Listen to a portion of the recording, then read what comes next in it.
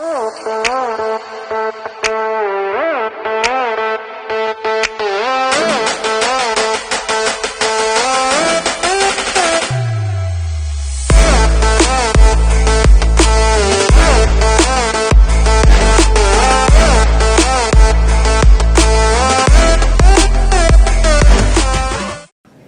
to 2Inspire. I am your host, Dennis Postema, and today I have a very special day.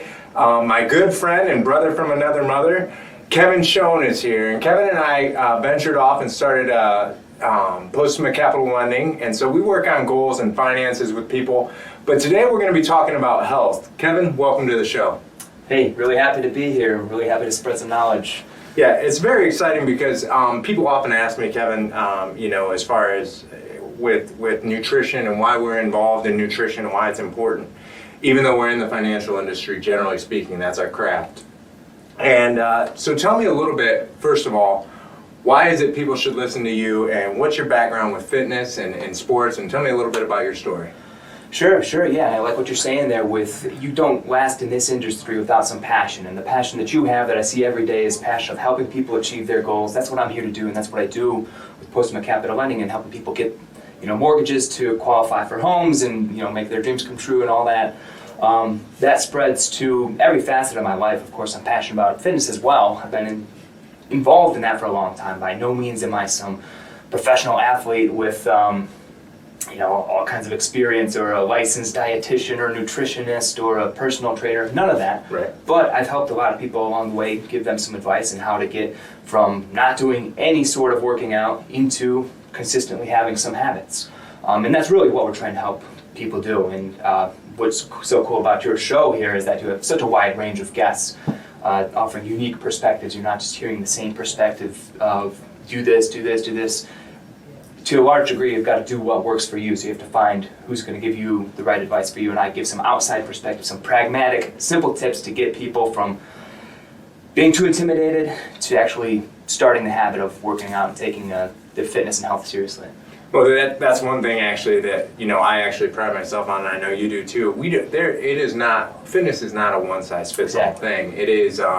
We do have different courses on different diets, but realistically, whether it be keto or whether it be Mediterranean or vegan or anything like that, you have to find what works for you. And I by no means tell anybody it's a one-size-fits-all. But one thing that you can tell, obviously, with what you do with working out is that you show up. So, and that is the biggest thing, talking about gyms and getting in there. So what are a few big picture pieces of advice that you would give somebody about diet and nutrition? Yeah, for diet and nutrition, as far as that piece goes, showing up and making the decision that you're going to change your lifestyle and cut out some of the crappier foods that you've been eating, that's the number one decision. And I try to keep things simple, especially for this video, which I'm going to target a little more towards beginners. To a large extent, hey, we don't really know what works for every individual, as Dennis was saying. Everyone has a different body, everyone has a different digestive tract and different metabolism and all that. So to a large extent, there's some guesswork going on. We have to match up the right diet for you, but there's three big pieces that I think are universal. Everybody can follow these, and if you can follow these simple instructions and make these a part of your daily life, then from there, you can get more and more specific into what diet you want to do, if it's the keto diet or if it's the vegan diet, Mediterranean, or just good old-fashioned calorie counting or whatever, macro counting, whatever you want to do. But number one would be sugar. Limit your sugar. Everyone knows that, but maybe doesn't understand just how important it is. Sugar is a toxin, if you want to properly classify it, and with respect to what it does to our bodies. Limit that as much as you can. It doesn't mean never eat it. Do something that's achievable. Don't beat yourself up if you have a cookie every now and then, but limit that every day. Consciously be thinking, how can I limit my sugar? Number two, alcohol. Alcohol does not do any good for you. We all know that as well. It does a lot of the same things that sugar does, plus a lot of the other things. It'll give you hangovers. It can cause you to gain weight in certain spots you don't want to gain weight in. Just affect your mental clarity. Quite frankly, I haven't had a single drink in a year. I just decided I'd give that up a year ago. My skin's feeling better, my joints are feeling better, I can think sharper, it's been excellent. So sugar, alcohol, limit those to the extent that you can. And then the last piece of advice I would have is just listen to your body. Listen to your body and what that's telling you. And that's in the short term with respect to how full you are and how your stomach's making you feel.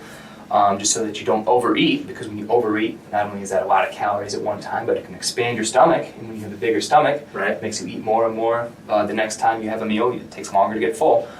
And additionally, just listen to your body with respect to what foods are going to make you irritated. Like we've been saying, everyone has a different body, different things make us tick differently. I'm really lucky in that I can eat just about anything under the sun and it's not going to bother me. Dennis is probably the exact opposite in some respects. Yeah, well, yeah, I mean, I have had a few, I am missing a colon, so, you know, with ulcerative colitis, yeah, I mean, I can eat whatever I want underneath the sun, I just might regret it within a few minutes, but, yeah, no, you're exactly right, that's a very good point. And something that you brought up about with sugar and everything else is, I can't remember who it was that I heard, but they said that sugar is actually more addictive than cocaine. So it's just something that if you try to give up sugar and you're having problems with that, and one of the things that I actually want to touch on with that is we usually know what we're supposed to do. Yep, exactly. You know, we just don't do it.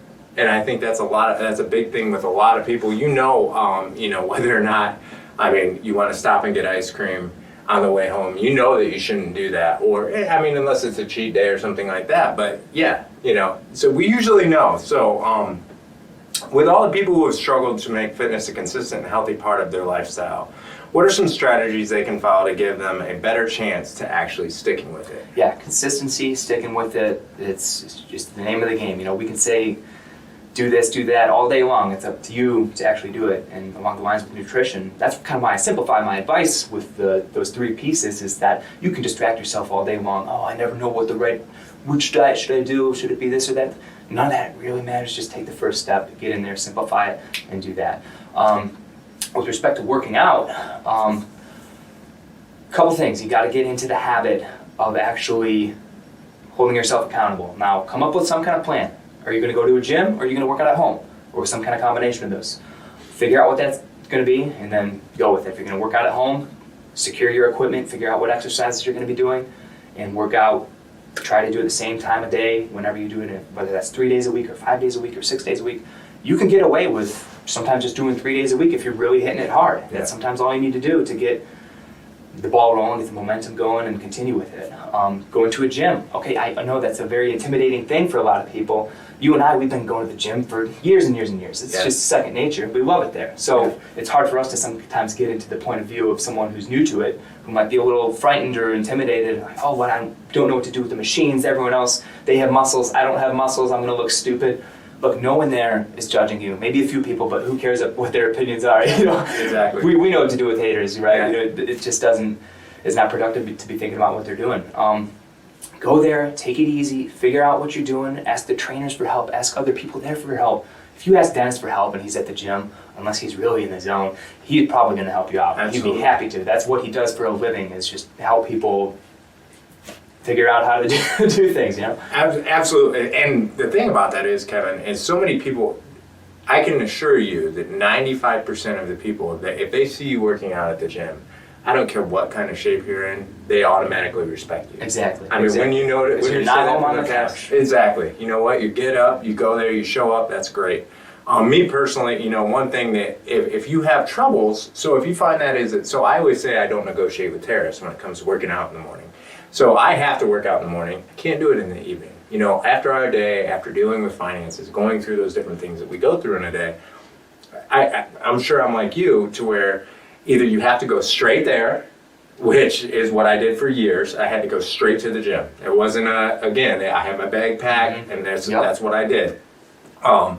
If I have any chance to go home, it's just not going to happen. At the point I'm at in my career, I know that. Yep. So what I do is I get up early, and that's what I do. And when I do that, I'm literally sleeping in my workout clothes, or I have them right next to the bed. Yeah, make it easy. That's why I said don't negotiate with terrorists, because if I get any moment of sitting there like, well, I did put a little bit of workout here the other day, I did do this, it's just all downhill from there. I can talk myself into or out of anything. Yes. So if I give myself that slight room of, we did a really good workout yesterday, it's over with. So that's why it's automatic. I have exactly the routine.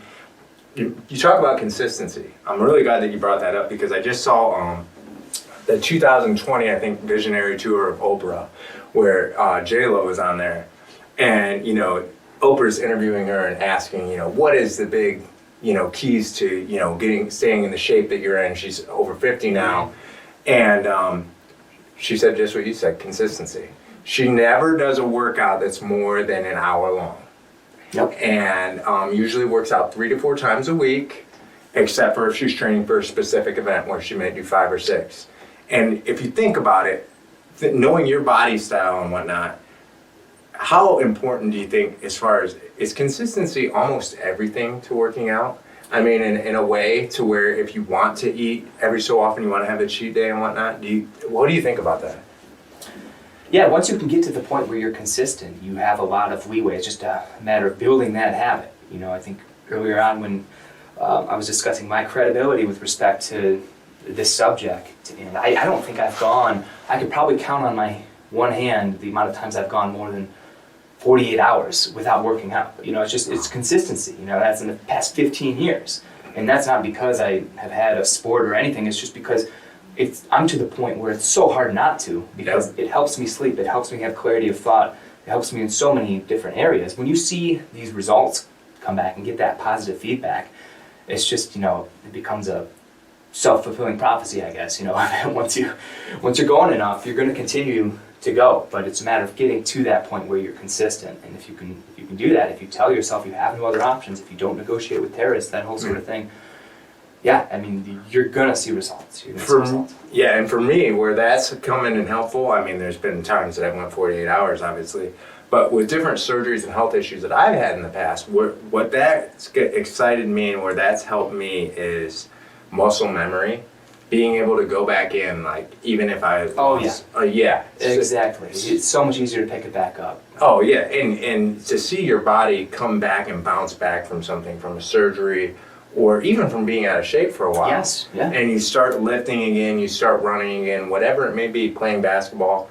It's just so funny how that the body just snaps right back into it, and you get gains and you get in shape in such a fast. There's just so much momentum. Yeah. Oh, I mean, our bodies are meant to be active, and they're meant to be strong, and they're meant to be quick and agile. I mean, we need this. This is how we survived for hundreds of thousands of years, you know, going from the caves up to today. You're chasing down deer and throwing spears at woolly mammoths. Right. We did that with active bodies. We did not do that with, you know, these soft 300-pound bodies. So your body is meant to be in this shape, and it can do it. It doesn't matter where you are right now. You can get to that shape, and it's remarkable the gains that you can experience as a new lifter in the first 2 months. If you really hit it hard, if you get over the frustration of the first 2 weeks where you feel weird and awkward and it hurts and everything's just the worst thing ever when you're first working out, I know it. I know the feeling a little bit. It's been a long time since I felt that way, but I know it a little bit, enough to know what you're feeling.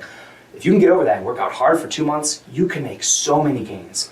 Way more than I can make in 2 months. Yeah. Because once you get mature muscle, like it takes me a long time to, you know, go up 5 pounds on my bench press or whatever, which I don't really do anymore, but like it would take me a long time to gain just 5-10 pounds on that, whereas a beginner, 2 months you can go up from benching 135 to 185 easily. Absolutely. Easily. So yeah, you can. That's one point of encouragement. You know, it's so hard to get over that initial hump, but realize there's so many rewards waiting for you if you can make it over that, because you can make some serious gains in those first few months.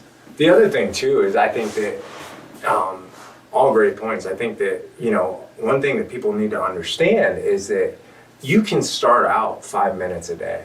Yeah. It does not need to be. I always say, you know, start an hour of power and make it self-development, whether it's, you know, kind of filling your cup. But if you're extremely out of shape, or you use the compound effect and just, you know, just do the 5 minutes and then relax and fill your mind with some positive things, meditation, whatever it may be. And then after you've done that for a certain period of time, then move it to 10 minutes. It is not, you don't have to dive in, and I say that, but you know, I always, whenever I get back, like after surgery, if you ever told me you can't work out, I mean, that's just the way it is. I mean, you automatically want to, you know, I have a problem with authority. But so once you're told you can't work out, I just automatically want to, and I dive in, and then I'm sore, and I'm dying, you know, for like the first 2 days. But so to get back on track here, sorry. There are a lot of pitfalls that people can fall into when they're new to working out, what are some of the common ones that people can do to avoid, or that how people can avoid them? Some of the pitfalls. Yeah. One of the big ones I hear is, you get your stereotypical person who's new to going to the gym, and let's say they are 30 pounds overweight and they just have underdeveloped muscle. So they have two kind of problems to tackle, two sides of the same coin, really. But for whatever reason, I always hear these people say, that they're getting encouraged. They got encouraged from some Instagram influencer or whatever, and they're like, all right, I'm gonna start going to the gym, and I'm gonna lose the 30 pounds, and then I'm gonna start lifting weights and get big. Lose the fat, then gain the muscle. Do not do that. Maybe it sounds good in some people's heads for whatever reason or another to do it in that order. But if you're going to do it in any order, do it the opposite order. Either do them in parallel or do them in the opposite order. Build the muscle first, then lose the fat. It's for a few different reasons. Now, when you have big fat stores, if you have 30 pounds of excess fat, that's a great source of energy for you in order to build muscle. You can use that fat source to build muscle quicker. It's more efficient than even the calories that you're taking in throughout the day. So that's also going to burn that fat too, which is good for that goal of burning fat, is you can do that while lifting weights. And then once you build that muscle, you're more resistant to injury, which is a great thing if you want to continue with it, because a lot of people get injured quickly when they start lifting weights, and I'm not going to do this anymore, it's too risky. And when you have that muscle, that increases your natural resting metabolism. So throughout the day, someone with a lot of muscle mass, when you were 230 pounds of solid muscle back in the day, you were burning who knows how many calories a day just sitting down working, because your muscle just requires so much energy to maintain. Fat doesn't require nearly as much as a storage mechanism, whereas muscle is active tissue. So I would go in that order if I were to get going. I have one other little nugget here. And the other thing on that too, just to kind of piggyback off that too, Kevin, is when people try to get into cardio, not that cardio is bad by any means, but people also don't realize that you actually, when you lift weights, you're burning fat 3 times as long as when you use cardio. So realistically, you talk about back in the day when I had some muscle on me. When you did that, I never worried about what I was eating. I just pound those calories all day long, and so because you're literally burning it 3 times as long. So and as far as the elliptical or the bike or the treadmill, people get on those and do a little jog for half an hour, and they're like, that's going to be what I'm going to do for 6 months until I lose this fat, sort of thing. A lot of times that's counterproductive, because you get home and you're just not used to that change in appetite, because that does something to your appetite. And you get home and you think, oh, I just achieved something, I get to reward myself with XYZ spread here. And you're not used to the new hunger that you have, and you just feel like it's natural to, a lot of times you replenish more than you even burned. People have the opposite effect. A lot of times it happens, people get going on working out and they do those light cardio exercises, which just aren't the most effective, and they end up gaining a few pounds after a few months, which is sad. And the thing about that is I want to encourage, and I want to go back to what you said too, you have to figure out what working out for your body. And there are people who can get on that treadmill and they can just go for 3 hours. And then there's people who don't do any cardio and they only lift. I highly encourage, you're not going to try one specific workout and just be like, boom, that's the one that worked for me. I mean, me personally, what I do is in between keto and it's mixed between keto and actually intermittent fasting. And if I'm trying to build muscle, I turn around and I go and I have my little protein shots. So it's throughout the day, even though I'm intermittent fasting. So it's not true intermittent fasting. So you just have made your own brand of it, and because you know it works for you. Yeah, absolutely. So you really have to figure out what works for you. So, so what would you say as far as I know that you've gotten. Sorry about this. I losing a little. Lost on my questions here, so off the cuff. So I had a couple lifts that I was going to share with some of the beginner guys if they were looking to get a little more technical. We've been talking a lot of big picture stuff here, which is good, because I want to get you.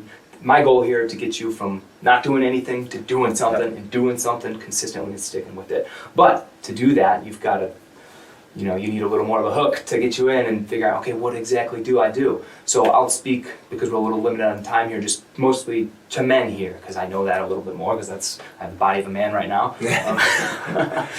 Now, I would give you like 5 key lifts that you should probably be doing. I choose these mostly, number 1, because they're effective lifts, and number 2, because they're just practical. They're very easy to do, pragmatic, easy to access the equipment that you need to do these. Number 1, pull-ups. Partly, maybe because I'm really good at pull-ups. I can do like 30 pull-ups. I've always been good at them. They're fun. But look, there's a lot of reasons they're an excellent workout. Some people call them the king of exercises. Right. It's just all you need is a bar. We got a bar holding up these weights that are making our faces look so good right now. You hop on that bar and rip out some pull-ups. It works your lats. That's great for looking a little wider. The V shape works your biceps, obviously. Forearms. It's a tricky exercise. If you've never done them before, maybe you can't even do a single pull-up. Get some exercise bands and figure out how to lasso those on, or use the assistance machine there that a lot of gyms have. Rip it out until you can do one without assistance, and then from there, just do more and more. I mean, this is an excellent exercise. I'd say everyone between the ages of 14 and 44, should be doing some pull-ups. You should be able to do some pull-ups. It's a functional exercise. Maybe if you're going through your day-to-day life, it might come in handy. That strength is very, very crucial just to day-to-day life, and it makes you look good too. Number 2, I would say. Can I interrupt you? Yeah. I want you to know, first of all, the best thing that ever happened was those assistant machines. If you want to feel good about your self-esteem, just get in there and just knock out like 300 pull-ups using the... Do it. Load 80 pounds on there and just do it and half your weight. Do you change, just for viewers at home, do you change any of your grip for your pull-ups? Or do you Yeah. Okay. Absolutely. So just so you know, there's multiple ways you can, with a single pull-up, you can do it so many different ways, and there's so many different muscles you can work. But people always think they have to have this expensive whatever. I mean, now you can get one of those pull-up things $15 for off Amazon. Throw it in your doorway. Yeah. You can have this at home. Do it 2 days a week easily. You don't even need a gym. I don't know if we have one at the office, but I have one at home we could bring in. So we should get one. Okay, so go ahead. Continue with the second exercise. Okay, my second one, I'm shocked that I don't really see these ever at gyms. I'm like the only person I know that owns one of these. It's one of my favorite pieces of exercise equipment. It's probably 100 years old. It's been around forever. I had to look up the name of it because I was going to call it a chest bar thingy. But it's called, I think, a power twister is the name that you can find it on Amazon for. And it's just a bar about yay big with handles on the ends and a big spring in the middle. I don't know if I've showed this to you ever. Yeah. And you just bend it in half like this. You can alternate your grip to vary the resistance, essentially. And you can target the lower chest by bending it like that, and upper chest like this. Most famous chest exercise, of course, bench press. Sure. A lot of ways you can get injured doing that. You hear different things from different people, but I'm not a huge fan of it. It kind of screws up my shoulders. Maybe I'm just not doing it right.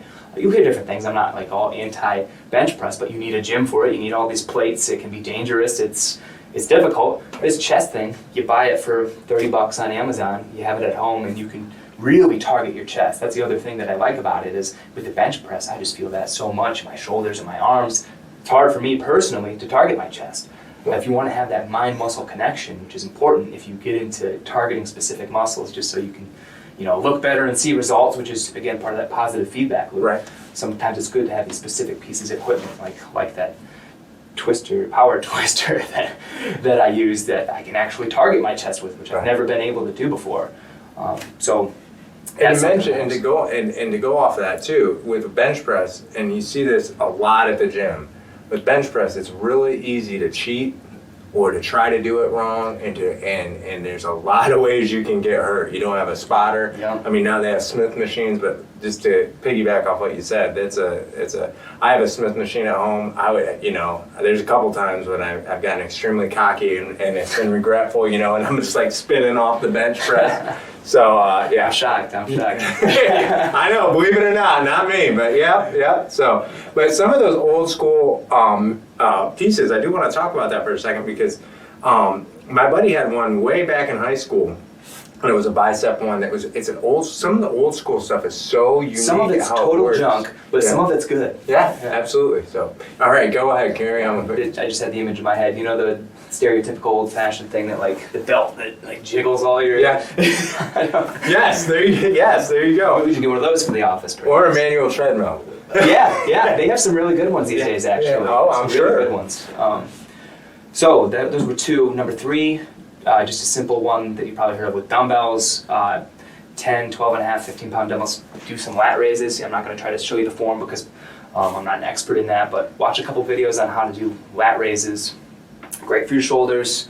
That's another point that you want to target if you're trying to see results quickly.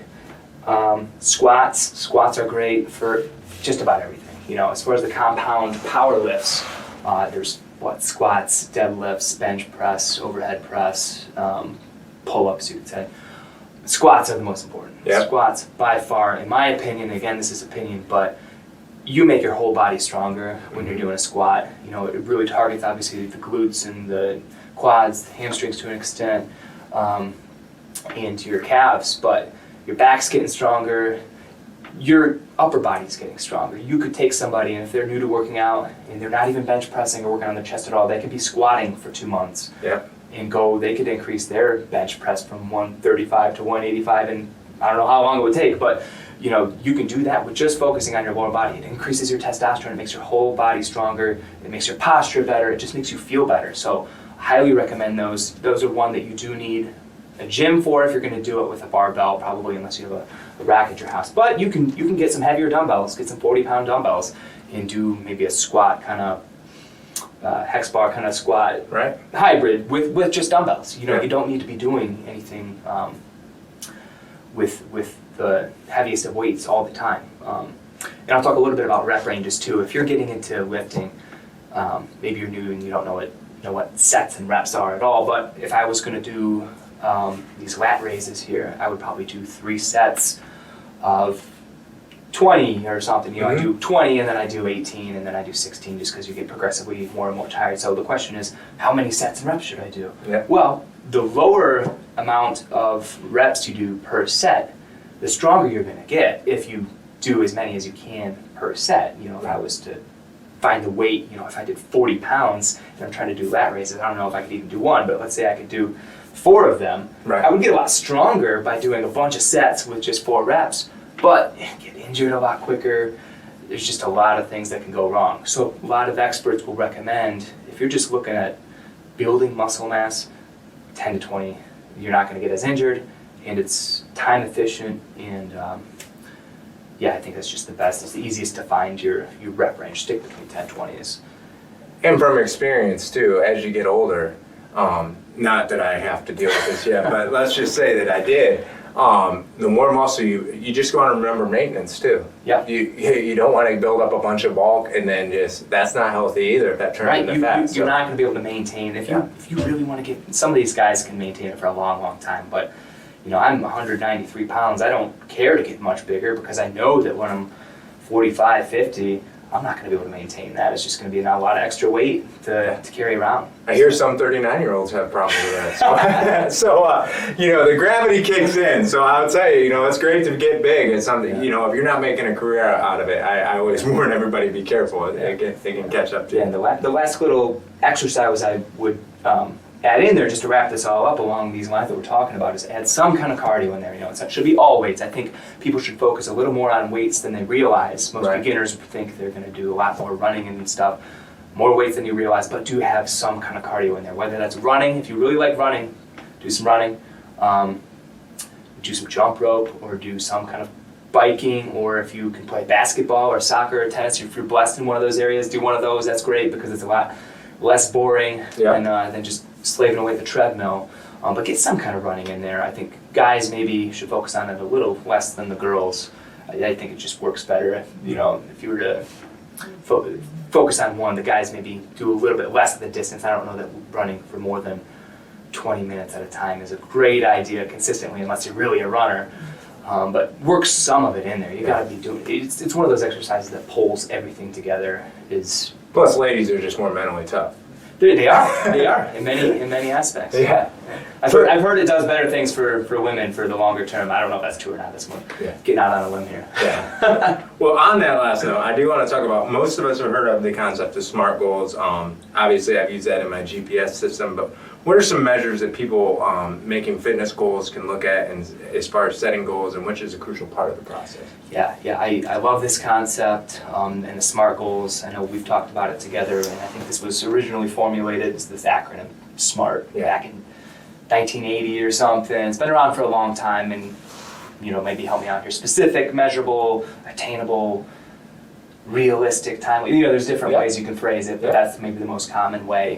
We won't have to go through each of those letters or concepts right now, but you get the gist of it. You've got to come up with some specific goals. You have to hold yourself accountable to some kind of timetable and make it realistic. It can't just be, someone who's a beginner, this stereotypical person who I keep bringing up. They're scrolling through Instagram and they see some influencer. Wow, that person, he has abs, he looks amazing. Oh, and he's selling something, he has some program. Like, I'm going to do it and get in there. Like, maybe he doesn't even buy the program and he just thinks, okay, I'm going to look like that guy. That's my goal. Yeah. That's way too low resolution. You got to come. How are you going to get there? Number one, is that even a reasonable goal to have? Right. Because if you're 30, 35 and you're out of shape, you're probably never going to look like this influencer guy. Right. And that's fine. You do not need to.